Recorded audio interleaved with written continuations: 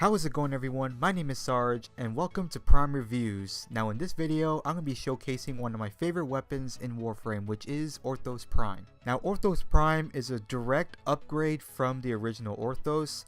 It does have a lot of differences from its damage being increased from 50 to 65.1, so it has a lot of extra slash damage, so it's very effective against infested and low leveled Grineer. It has a higher crit chance from 5% to 10%. Its crit damage is also increased from 1.5 to 2, so it will do a lot of extra damage there. And it has a much faster melee speed from 0.9 to a 1.17, which will make this weapon mow down enemies pretty quickly. Now the one thing this weapon is really good for is its range. This melee weapon has a lot of range. It can hit multiple targets at the same time and has a great AoE effect to its slam, and it also can proc blast near the edge of its arc. So throughout the entire slam, almost any enemy can get hit by it. Now the radius itself is 10 meters, so that's a pretty good range, especially if you add Prime Reach, which I'll talk about in a minute. That mod will really help to hit good distances, especially in dojo fights and stuff like that. So it's a very competitive weapon in dojo fights.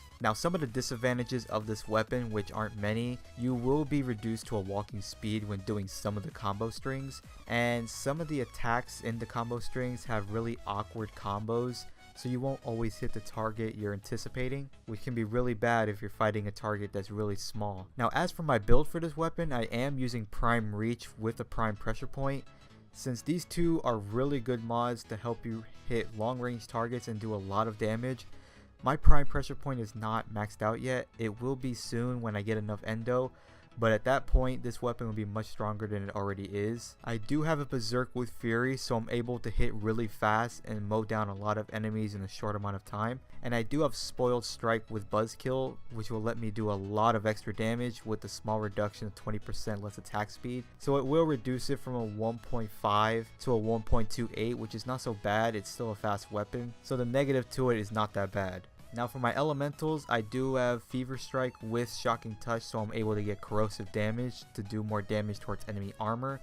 So this weapon is very effective against higher leveled Grineer and a lot of infested. Now this weapon is an amazing dojo fighting weapon, and it's also an amazing stealth weapon. In dojo fights, this weapon can hit almost the entire dojo arena, so it's really good if you need to fight your target from a long range. If you don't want to get up close with them, you can fight long range with it. If you get the Bleeding Willow combo string, I would recommend putting that one over Shimmering Blight, since it is a much better combo string to use. And this weapon is really good in stealth missions. I love using this weapon on my Loki with its invisibility, and it can help you fight targets from long range when you know you're about to lose your invincibility. And since you can hit multiple targets, you can finish missions much faster. So if you want the perfect stealth weapon and dojo fighting weapon, the Orthos Prime is for you. So I want to thank you guys for watching. Don't forget to like, favorite, and subscribe, and I'll see you guys in the next video. Stay frosty.